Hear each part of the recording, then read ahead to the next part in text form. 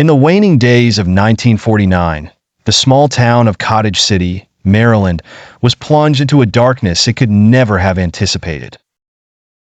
For in the unremarkable house, on an unremarkable street, grew a horror that would become the stuff of nightmares. Roland Doe, an innocent 13-year-old boy, fell inexplicably ill. He heard whispers that no one else did, saw shadows no one else could perceive, and felt an icy grip from which he could not escape.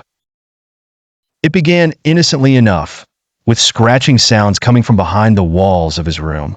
The family dismissed it as vermin, but the occurrences grew more sinister. Books flew off shelves, furniture moved of its own accord, and religious artifacts shattered without cause. Frantic for answers, his family turned to every physician and psychiatrist within their grasp, but none could provide solace. His mother, grasping at straws, contacted Reverend Luther Miles Schulze, who performed a series of rites. It was during these rituals that the true nature of Roland's affliction became horrifyingly clear. Possession. The very word curdled the blood of those who heard it whispered in the darkest corners.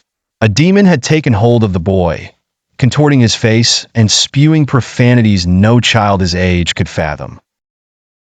As the spiritual battle waged on, it became clear that this was beyond Schulze's capacity. They reached out to the Catholic Church in desperation. Two priests, Father William Bowdern and Father Walter Halloran, were tasked with the exorcism, an arduous rite seldom spoken of in polite society and rarer still performed. Night after night, they endured the most unholy manifestations.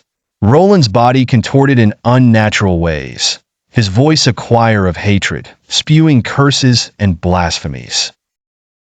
Objects flew across the room. A bed that seemed nailed to the floor would shake violently. Each session drained the priests of their strength, but they remained resolute. Days turned to weeks, and just as they neared the edge of hope, Roland's voice changed. Gone was the malice, replaced by a child's plea for mercy. After incessant prayers and invocations of holy names, a final scream pierced the room. Silence followed, heavy and suffocating, until Roland opened his eyes. They were clear, free of the torment that once clouded them. The demon was gone. The family moved shortly after, leaving behind a house steeped in shadows and whispered rumors.